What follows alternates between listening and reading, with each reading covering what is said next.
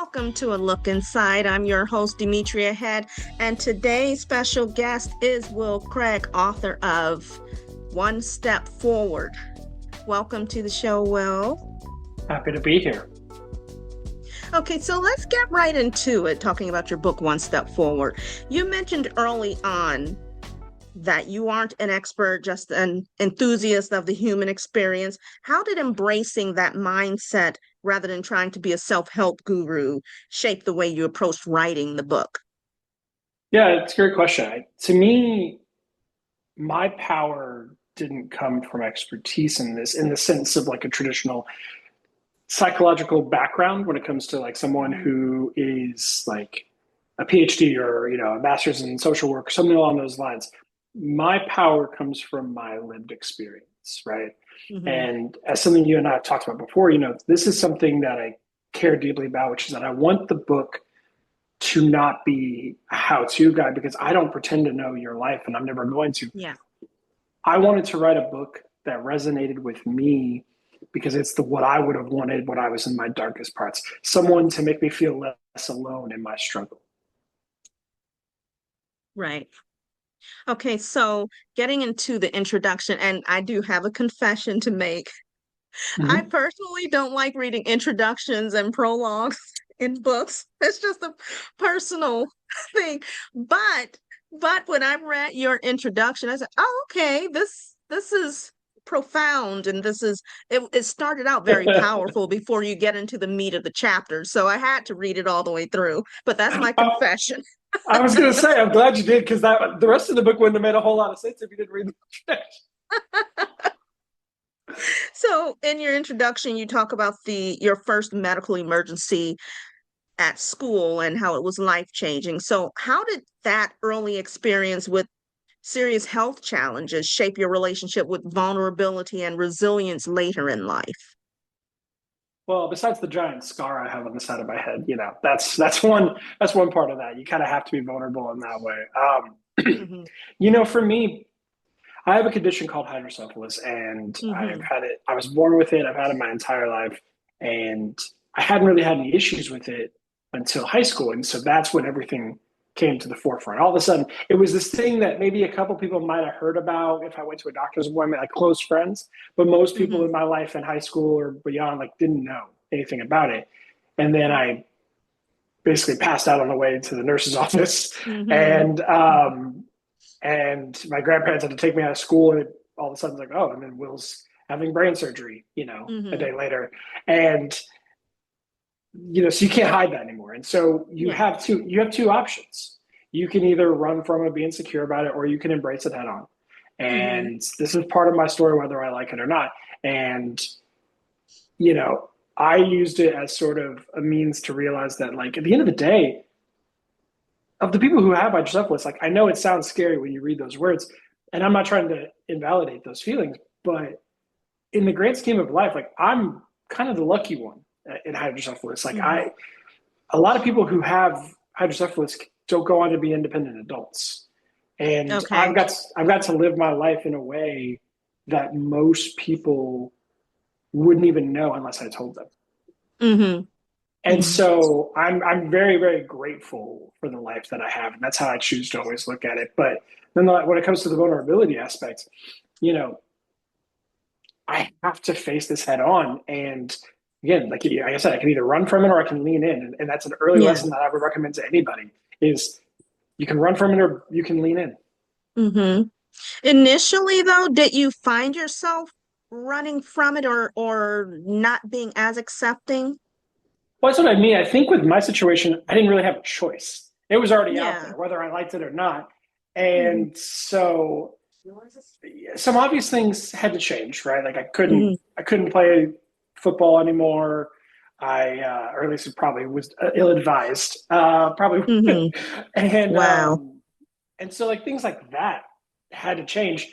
But I got to lean into other aspects of things that I love, things that I care about. Hmm. I got involved in theater. I got involved in the school newspaper and writing, and really Hmm. falling in love with writing again, which it leads us to conversations Hmm. like today. Yeah.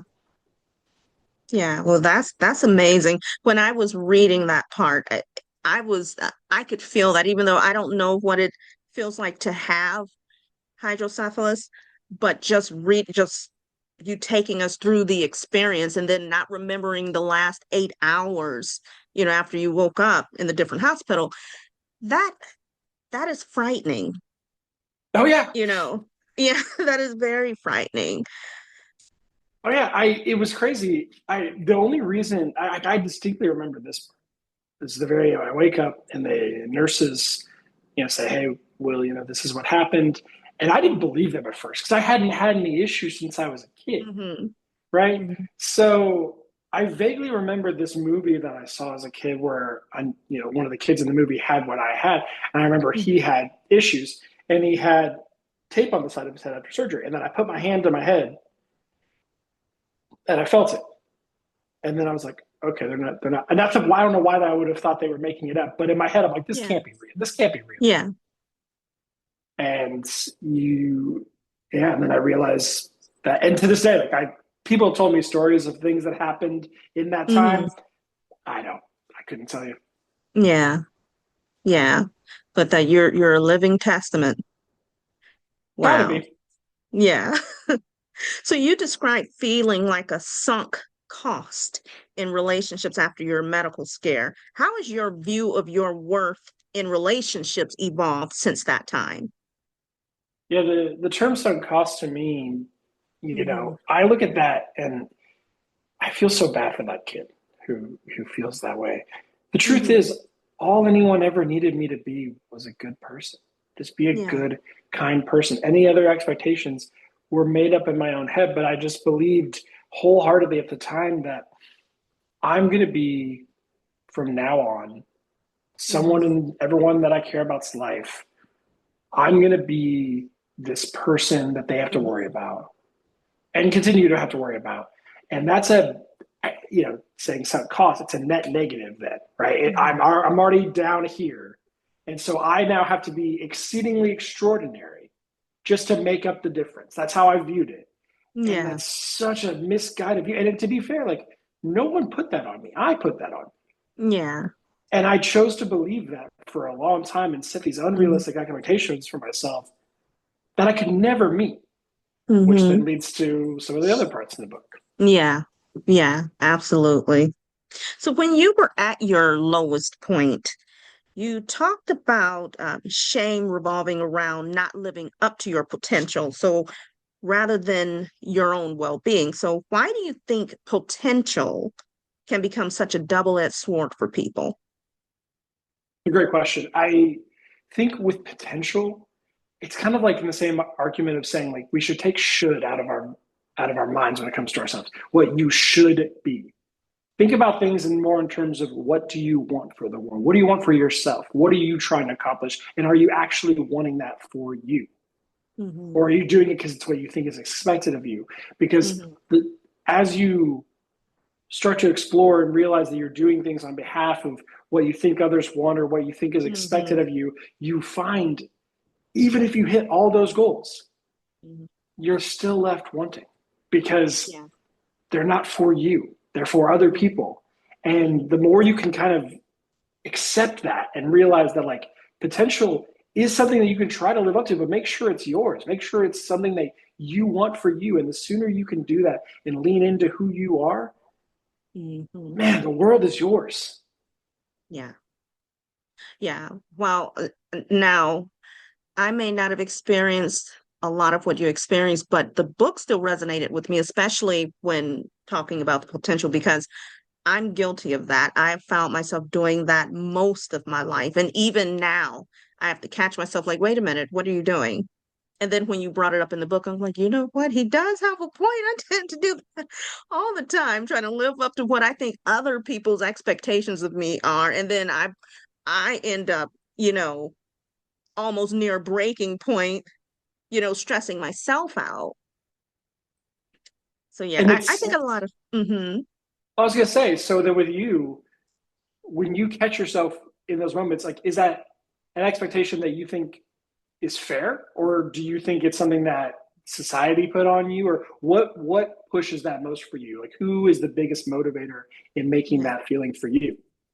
Yeah, you know what? I think that it's is at times it tends to be both, you know, how you think society perceives you or their expectations from you, and also the unrealistic expectations that I tend to put on myself, thinking that this is what people want, especially, with your family, because you want to make your family proud, For you sure. know, that's number one. But it's like you find your and it's you don't find yourself achieving happiness when you think, well, they want me, even though they might want you right here, and you're thinking, oh, they want me way up here, and then when you don't achieve it, you end up disappointing yourself, more than them being disappointed in you. So yeah, I think for me it tends to be both, or a Yeah. combination of both. Yeah. And I think, yeah, we all have to be honest with ourselves on that. So the Hmm. sooner we can start doing that, and the sooner we can start living a life that we can be proud of, then the rest tends to figure itself out. Absolutely. Absolutely. So you talk about how authenticity beats perfection. Mhm. What advice would you give someone who feels trapped between being who they are and who they think they're expected to be, just overlapping with what we just talked about? No, exactly. It does overlap with it because it's in the same kind of context, right? Mm-hmm. When you're thinking about what image you're supposed to portray, right? In corporate Mm-hmm. America, a lot of times it gets labeled as like your customer service voice, um, and in so many different contexts it comes into play, and or not even just your tone of voice. It's even just how you carry yourself or what image you want to be perceived of you. Mm-hmm. But my challenge to every person that's doing that, it's one thing to tighten up a little bit and, make sure you're a bit more polished than normal to make sure your voice and message is clear. That's one thing. It's another thing when you're almost taking on a completely different persona of who you actually are simply to appease the people around you. And my challenge then for everybody that's doing that, let's say it works. Let's say you take on this new persona and you're all the things that you think everyone needs you to be. And it actually works. You soar to the highest highs and you accomplish everything your heart's content. Mm-hmm. How do you think that's going to feel though when you're on top of the mountain and you realize that no one actually likes you? They like this other version of you. Yeah. I Yeah. don't know about anybody else, but to me, when that started happening, it felt hollow. Mm-hmm. Mm-hmm. Any win that I got being the person that I thought I needed to be in hindsight just feels hollow and empty. And Yeah. I'd rather win on my own merit or lose. Actually, I would rather lose on my own merit than win being something I'm not. Mm-hmm. Wow, that is so profound. I appreciate that. So Thank you. you describe, in your experience, how does the pressure to perform an image in corporate settings affect mental health? And what's helped you to stay grounded in those environments? Yeah, so then it definitely has it's like we were just talking about, it has a Mhm. direct impact on your mental health because, again, none of those wins are yours. Yeah. You might as well be your evil twin, right?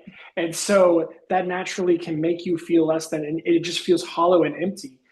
Hmm. And if it doesn't work, then it's like, well, not only did I have to betray who I am as a person, but also I didn't even win. I didn't even get anything out of it. So I betrayed who I am, and there was no gain. And even if I did get the gain, it still feels less than optimal. So it's like you might as well sit back and just decide who you want to be and let the people that gravitate towards you be the ones you want to spend the most time with. Hmm. Anybody you're trying to impress and you have to work that hard to be something you're not to impress probably wasn't anybody you wanted to spend a lot of time with in person. Right. When you talk about corporate America, like something that happens I see all the time is they do these like personality assessments before you get Hmm. hired for a job. Hmm. And Yes. I love hearing people talk about it. They're like, well, what answer should I say here? And it's like, well, what answer is the honest answer for how you feel? Well, no, I know, but Right. I want to get the job. Okay, but if you do this whole thing and you do it how they want you to, and let's say you get the job, it's going to be a Hmm. bad fit. Like Hmm. I trust me. I think companies you should definitely take a step back on how in depth the interview and Yeah. evaluation process is, because people have jobs and people have lives and people have things they need to do. Having Hmm. said that, if you decide that it's worth your time to go through one of the personality assessments and stuff, the best thing you can do is be honest. Because if you do Hmm. get the job, you're going to end up in a really sticky situation where it's not really a personality fit, but you checked all the Hmm. boxes to get the job. Right. Right. That is so true. So can we talk about when you lost Allison for a quick minute? Yeah, Okay, absolutely. so when you look back now, what do you think you most misunderstood about grief at that time after losing her? Grief to me and that time felt so transactional in the sense of I'm a broken toy now and I need fixing. And that's exactly how it felt when showed up at a therapist's office for the first time after that happened. It's just, Mhm. hey, this awful thing happened to me, fix me. And I was so naive because what I would come to understand is yes, this one pivotal moment here happened, and it's going to shape who I am forever because of it. Having said that, it was every single moment prior to that that Mhm. made me who I am to then interpret that experience as I did. It's all those insecurities, all the anxiety, Mhm. all those moments. Those make up who Will Craig is, so that that directly impacts how Will Craig showed up in that moment and how he's going to have to move on after. And I Right. was so naive and so ignorant to how all that worked. Mhm. Okay. You also describe strangers feeling the need to explain their presence at a concert. Why do you think people fear simply enjoying what they enjoy? Oh yeah, it was a Jonas Brothers concert. I distinctly remember it still. It was so funny. It was so funny. Well, because first and foremost, it's like, dude, we're all here. I can't judge Mhm. you. I'm here too. Even if that's what you want to go, if that's the route you want to go down, dude, I'm here too. Mhm. And so it's like, what room do I have to judge you? But then beyond that, it's like, it's so baffling to me that you want to waste time in your day to convince some stranger you've never met before that like you don't actually want to be here, you don't care to. And I have no idea. Maybe you did get dragged to that concert, or maybe you secretly love them. I don't know. It's none of my business.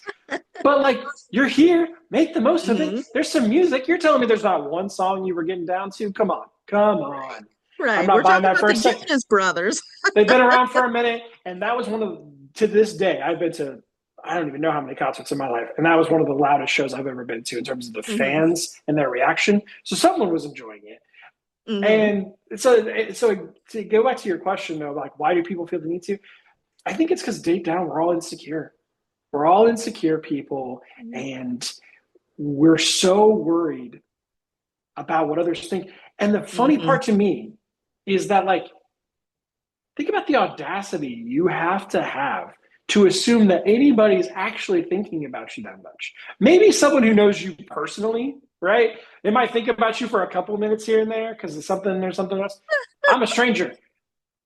How arrogant are you to think that I actually am going to think about you after the fact? Except in this context, I did solely for how crazy it was. I wasn't going to think about you being at this concert, but because you did it, now I am. Right. Right. Since you brought it to my attention. Well, now I have to. So that's it's one of those things. Like, and I think we do that. We do that on daily lives. We assume everyone thinks about us as much as we think about Yeah. ourselves, and that's the truth, right? Hmm. Like, no one's thinking about you as much as you're thinking about you.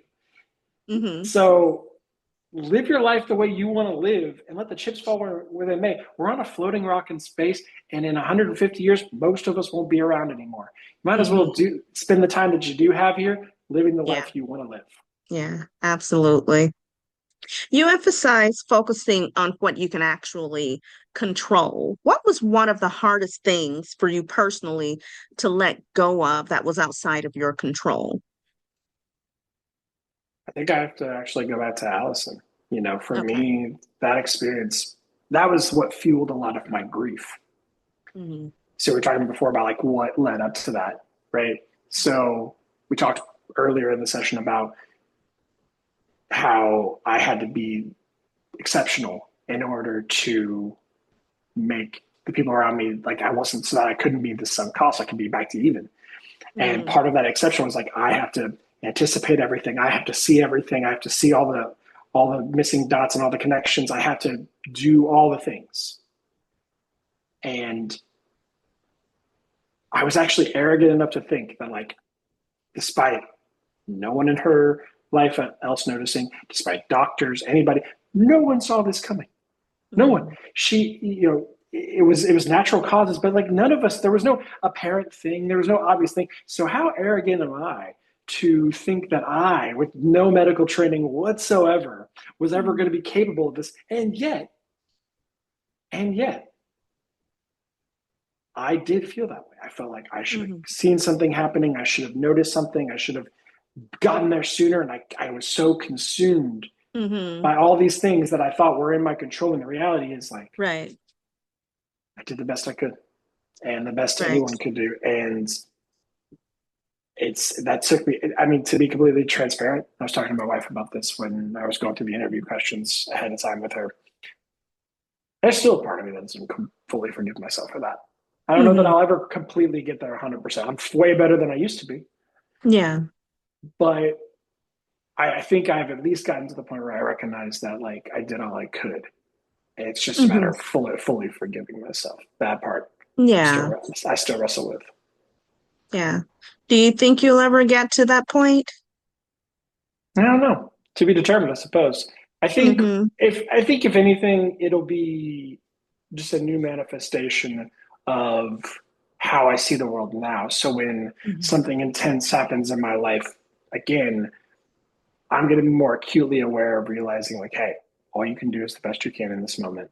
And I think in Yeah. that way it'll stay with me, but in a positive way to say, Hmm. let's focus on what you can control. The rest is out of your hands. Yeah, that is so true. So you mentioned that the problem isn't social media itself, but our why behind using it. What helped you personally shift your need for external validation?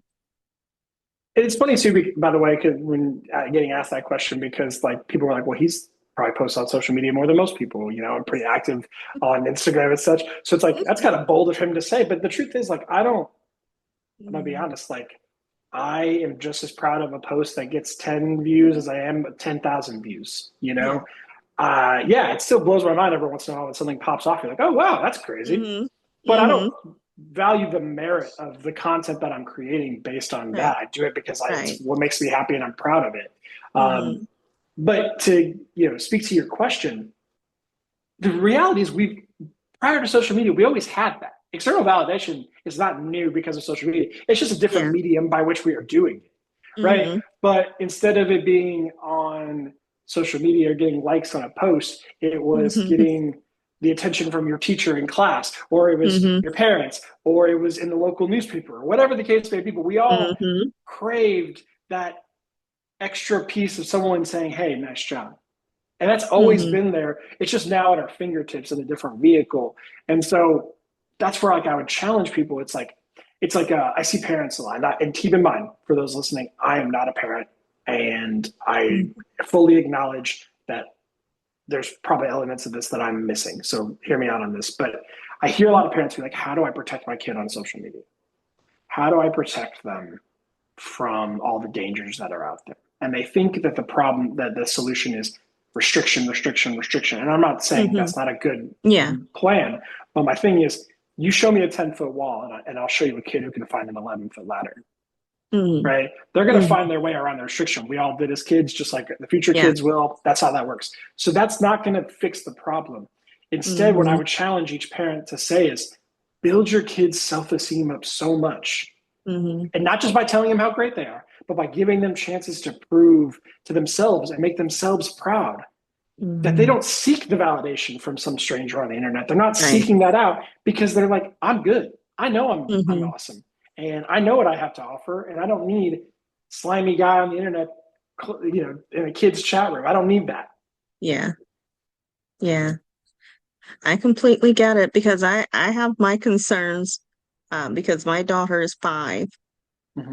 and she's already savvier than than I've ever been in the age of computers, the internet, all of that. And when she was 3, she figured out how to use, my cell phone. And I'm like, I'm still learning some of the features on my cell phone. That's what I mean. That's what I mean. Like to pretend that your kids who have been around technology their whole life aren't going to figure out a way Yeah. around your firewall. I'm sorry. Like that's I find it funny because again, like we've always found, just like kids in the 70s found a way to open that back window without their mom and Mhm. dad knowing. It's we've always Yes. we kids are masters of figuring out ways Yeah. around the thing that you told them not to Hmm. do. Now, I'm not saying Exactly. that doesn't mean don't put any firewall up. What I'm Right. saying is understand they're probably going to figure out a way around it. You need to find a different way to reach them. Yeah. And to me, the solution is build their self esteem so much. Again, Hmm. not just by blowing smoke up their ass, but Hmm. also like making them proud of the things that they want, making them proud for themselves. Then they don't Hmm. care what anybody thinks on the internet. Yeah. Okay, you described struggling with comparing yourself to coworkers in a cold calling job. What internal shift helped you stop measuring success by other people's yardsticks? Well, first and foremost, I have to give credit to my managers at the time. I had two awesome managers, Tyler and Grant, who were the ones who kind of took me aside and said, like, dude, you got to stop looking at it like it's you Mm-hmm. versus this person, you versus that person. Like, Mm-hmm. focus on being the best you can be today. Focus on beating whatever you did the day before. If that's an amount of activity, if that's the Mm-hmm. number of connections, like it's making every single shot count. Focus on those things, and the rest will figure itself out.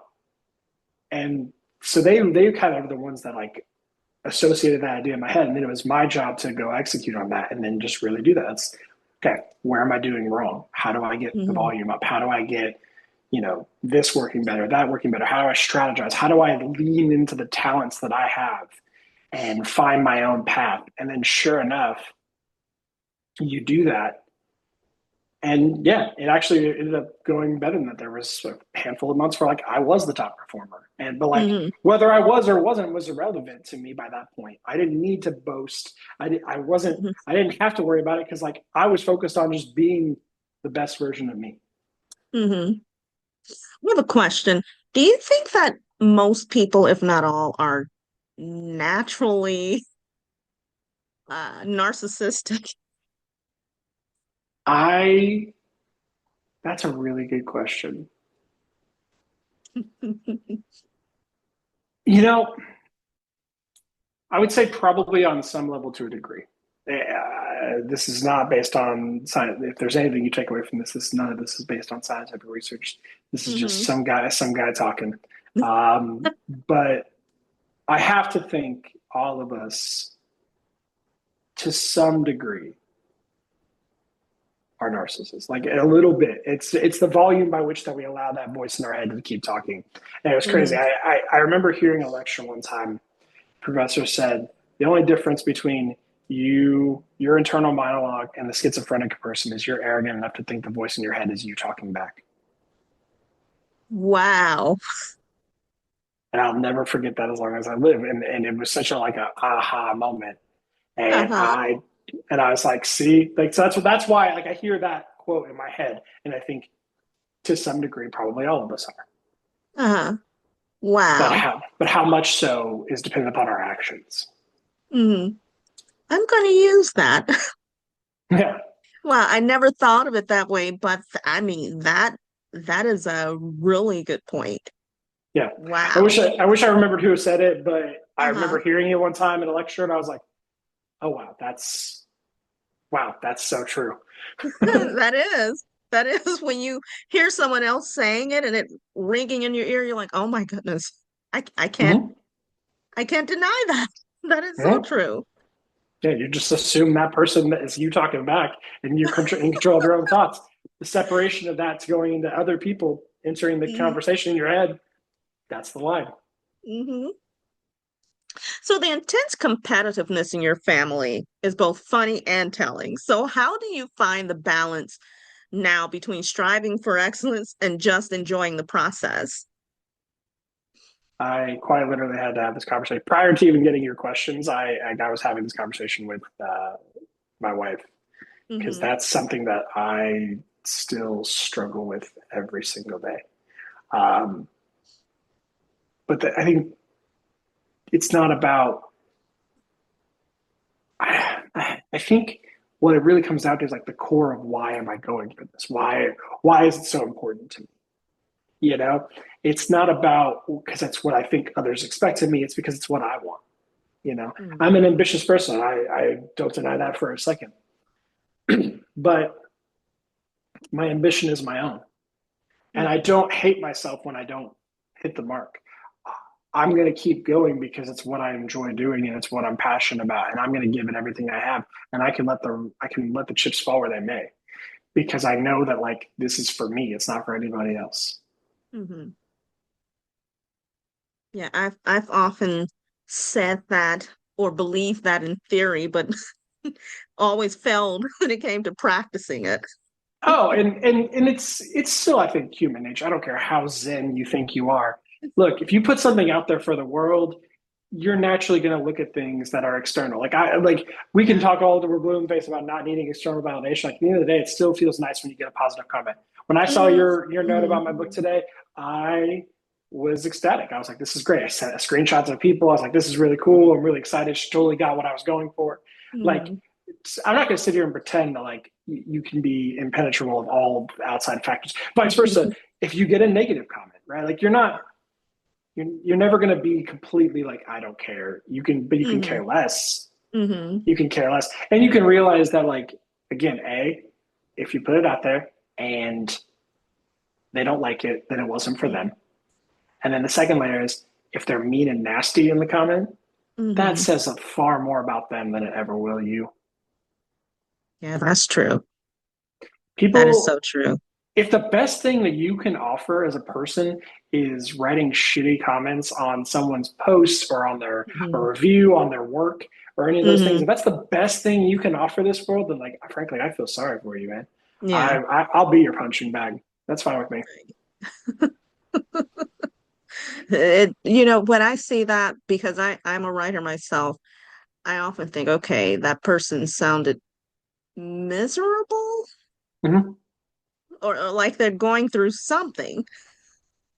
That's Yeah, not my fault, right, but then, right. It's one of those things where you have to realize like they're human too.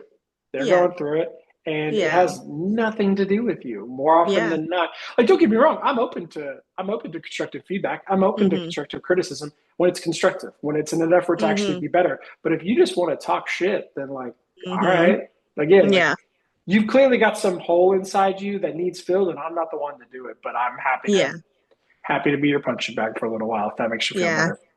yeah. Maybe they need to reread your book. Apparently, maybe that's the case. I don't know. We'll see. We'll see. Or Right. someone's. Maybe mine wasn't it, but then somebody's. You need to talk to Hmm. somebody, and hopefully an expert, not some random guy with a podcast who tells you like you Mm. suck, you suck, be better, like that. Yeah, like that's really gonna. When has anybody ever been convinced to do anything by first being told how awful they are? No, definitely not. So you advocate for falling in love with the process rather than the results. So how do you keep yourself connected to the joy of the process when the results don't come as fast as you'd hoped? Yeah, I mean, like writing the book was actually like the best example recently for me from that. It's just like, first off, like you're a writer, like you're just creating this thing. You have no idea what it's going to look like when you first Hmm. start. You have this idea in your head, and then you keep going, and then you keep going, Hmm. but you have no idea what's going to come of it. But I just love the process of writing, right? Yeah. It's the same with the social media content.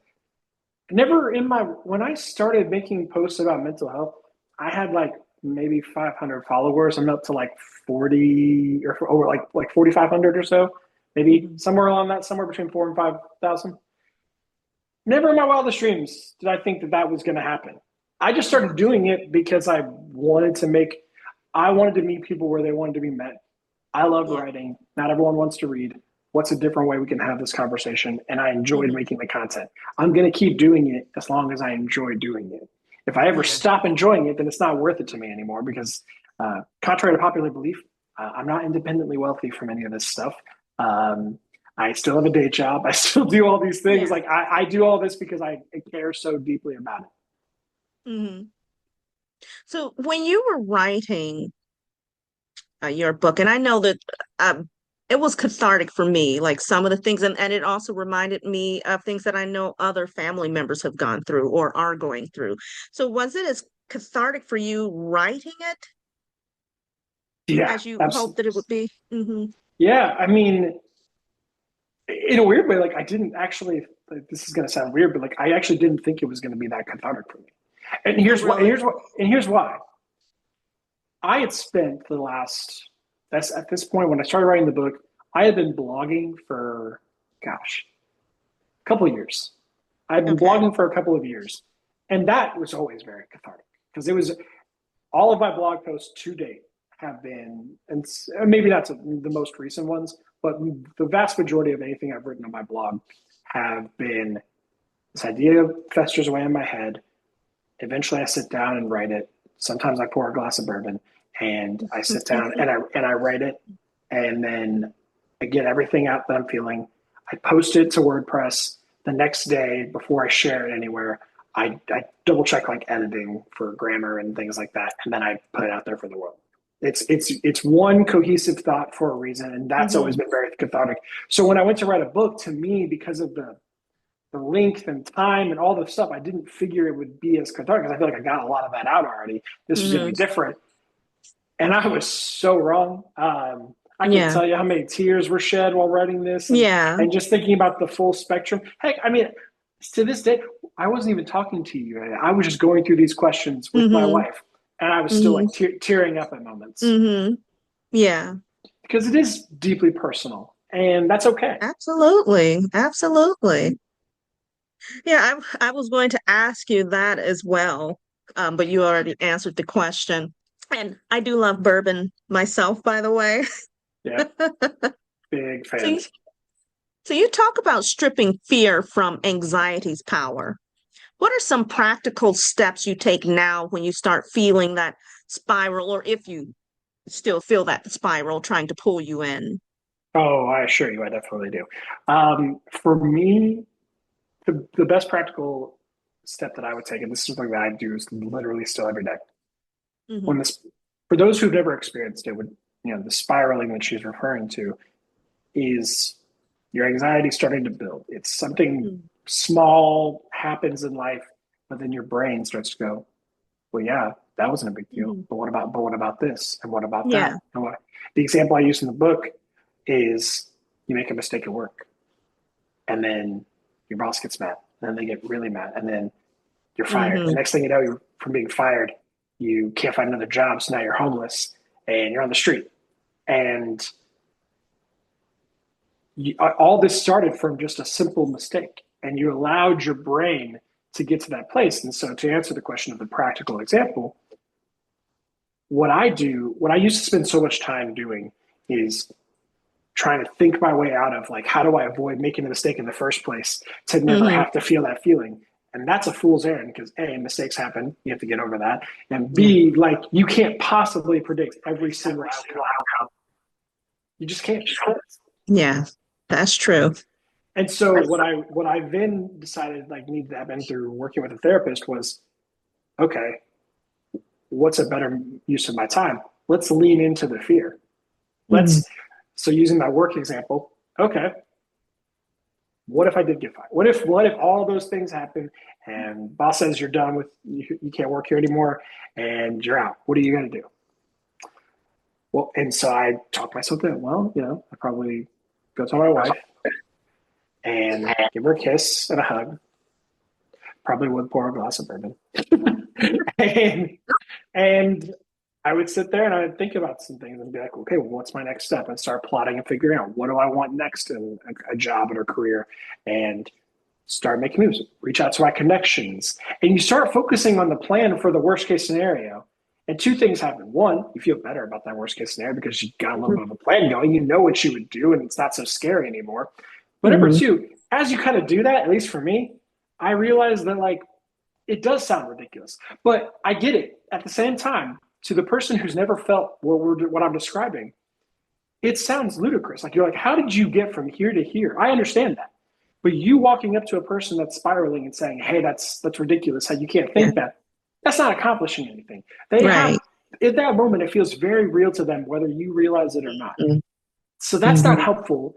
Instead, they need to come to that conclusion on their own. And I think the best way, at least for me, that I found to do that was embracing the fear, embracing the thing that I'm most afraid of, and leaning into that. And then as you do it, you realize, hey, I'm capable of overcoming it, even if it did happen. But yeah, that is a little far fetched. The reality is, it wasn't that big of a deal in the first place. And more often Mm-hmm. than not, everything is scarier in their head than it actually is. Yeah. Yeah, that's true. I have a habit of doing that. But Yeah. I do have anxiety. Mm-hmm. Um, a lot of people don't believe that or they find that hard to believe, but I real that's something I've struggled with for years. And what's interesting is I've always been in performance arts, performing Mm-hmm. arts, front and center on stage. But I had anxiety, just like when I have to do a lot of speaking publicly before a lot of people at times. And no one would be able to tell that I had anxiety because one thing that I do, or have practice or do practice is what you said, lean into that fear and it will help you overcome it. It's just like the book, Feel the Fear and Do It Anyway. Mm-hmm.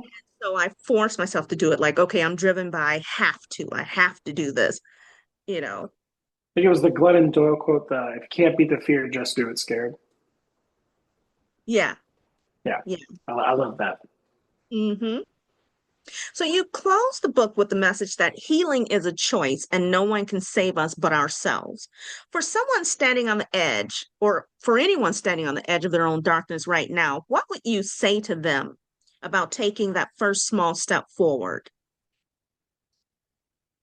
I would say you are enough. And I wish I wrote this, but I didn't. And it's still my favorite quote to this day. Never be a prisoner of your past. It was just a lesson, not a life sentence.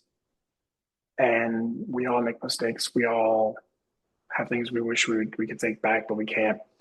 But hmm if they're standing on the edge and they're at that point, then my challenge to you would be first acknowledging you're enough on your own, and no one's too far from redemption. So how do we take that little step forward? And you're going to take some side steps, and you're going to go different directions, but Yeah. keep the momentum forward. Wow. Wow. Well, I want to ask you some bonus rapid fire questions. Are you ready? I'm ready. Okay. Hit it. Okay. What's one song that instantly lifts your mood no matter what?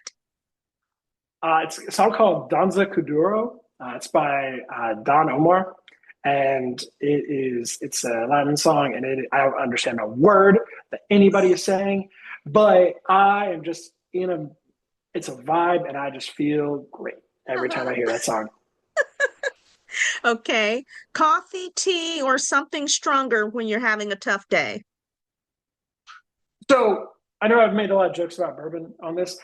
Funny enough, I love alcohol, but I really try to avoid alcohol when it comes to when there's any sort of negative feelings and feeling any type of way. Like at the Mhm. time when Allison died, I I was selling alcohol for a living, and I didn't drink for like a month or two. And I really try to be very careful about that. But sometimes it is nice to take the edge off a little bit. Sometimes on a tough day. So yeah, I still would pick bourbon. Coffee in the morning though. If I'm stressed out about something in the morning, I need coffee Yeah. to like attack that head on. Yeah. You know what? My weakness, I call it my weakness was Monsters. Those Monster Months. energy drinks. Do you have a particular Yes, Do you have a particular one you like? I like the Chaos line, the Okay. pipeline, all Okay. the juices. Because they're not as strong as the regular one in the black can, Okay. but I mean, they can creep up on you. They have a lot of caffeine I in them. definitely I used to do a lot of energy drinks back in like high school, but I really don't mess with them too much anymore. Uh, Yeah. I'm a big coffee drinker. Coffee in the morning, but I stop no later than like at the very latest 2 o'clock. Okay. And then Okay. it's water. And then it's water all day. Okay. Well, I'm still overcoming my addiction. It's not as bad as it used to be. I used to drink 2 of those a day. Okay. Okay. So now you're down to what, 1.5? I'm just kidding. Well, one probably in a month. It used to be 2 of those Oh. a day every single day. Oh, so you're doing like one a month. Wow. Okay. See, I wouldn't even call that an addiction at this point. Yeah, not anymore, but it used to be bad. Okay. Okay. Okay. Good for you. If you could instantly master one new hobby or skill, what would it be? Speaking foreign languages without hesitation. Oh, I wow. That's to me Yeah. like the ability to go anywhere in the world and just be able Mm-hmm. to truly, I feel like I've been into a number of different countries, and the one Uh-huh. thing that's tough when I go to non-English speaking countries is there's this natural disconnect because like you just don't feel fully immersed because there are conversations around you that like you have no part of. I was just in the Dominican like not too long ago with my wife, and Okay. like everyone at the resort speaking English, but like you could hear other people having side conversations. And it's not like I'm Hmm. worried about what they're talking about. I just you feel like a separation. You're like I'm not Yeah. fully in this the way I want to be. And so I Yeah. would love to just be able to just like immediately walk into a country and be like, okay, I can speak the language. Mm-hmm. Mm-hmm. I It'd be like great. that. What's a small daily ritual you swear by for your mental health? Taking a deep breath before making any rash decisions. Taking Okay. one or sometimes multiple deep breaths. Yeah, I can't tell you how many times that has saved me. Mm-hmm. Yeah. Okay. Last one. What's one thing you're really proud of that most people might not know about you?